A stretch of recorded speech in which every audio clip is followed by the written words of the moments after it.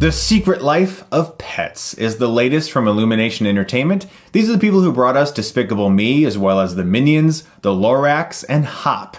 And now we have a movie about pets and what they do when the owners are gone. The main character of the movie is Max, who has to adjust to having a brother named Duke, a new big dog who kind of is taking over his territory. And due to a series of mishaps, they get lost in the city of New York, and their animal buddies, while their owners are gone, have to go find them and rescue them from the underbelly of the animal society. I was kind of excited for this movie because I'm a huge animal lover. I have 2 dogs myself. I got my puppy and my middle-aged older guy and my kitty cat. Yeah, I'm kind of a sucker for animals. I melt instantaneously at the sight of a cute animal. So I was excited for this movie because I thought it was going to be a very fun look at what pets do while we're away. Because all of us always have those little moments where we're like, should we line our house with webcams just to see what happens when we're gone? Almost the entire first 3 minutes of this movie is the trailer, beat for beat. There is some keen observations about what our pets are doing at home and how we should care for them and provide for them. But within about 20 minutes, it became really apparent that the movie was just going to be a series of slapstick gags. It quickly turns into a Looney Tunes episode and never stops being one. Dogs are thrown into the air,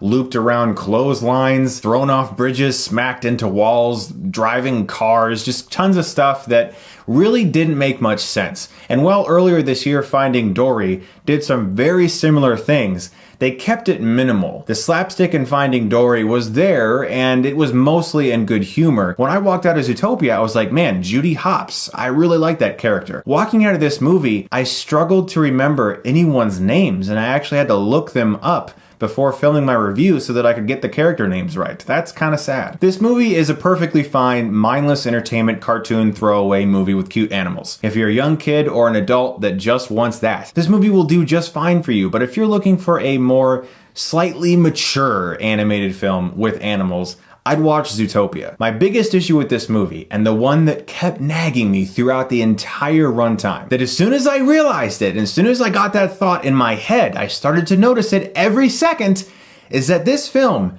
is almost a beat-for-beat ripoff of Toy Story.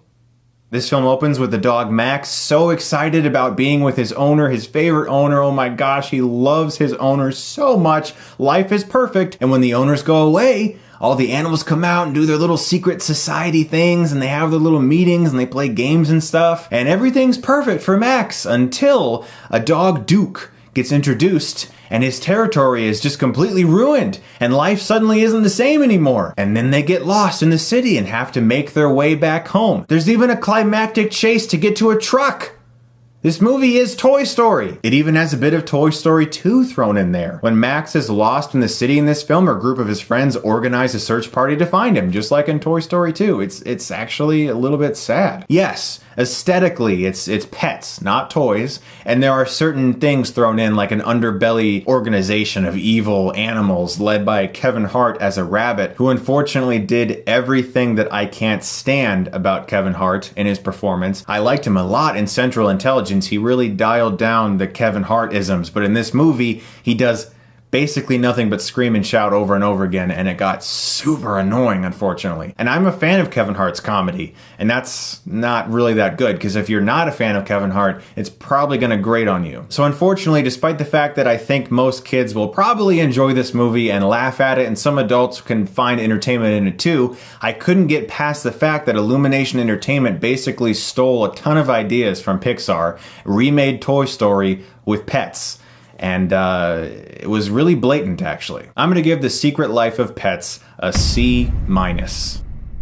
This should have been like my movie. I mean, my wife and I had one dog, and then we adopted another dog that we found in the garbage, and now they're brothers. I mean, for goodness sakes, this should have been our movie, and it really, really disappointed me. Guys, thank you so much, as always, for watching this weekend. I'm also going to have reviews for Mike and Dave Need Wedding Dates, as well as a review for Lego Star Wars Force Awakens. I wasn't planning on reviewing it, but after beating it, I really feel like talking about it. Guys, thank you so much, as always, for watching, and if you like this, you can click right here and get Stuckmannized.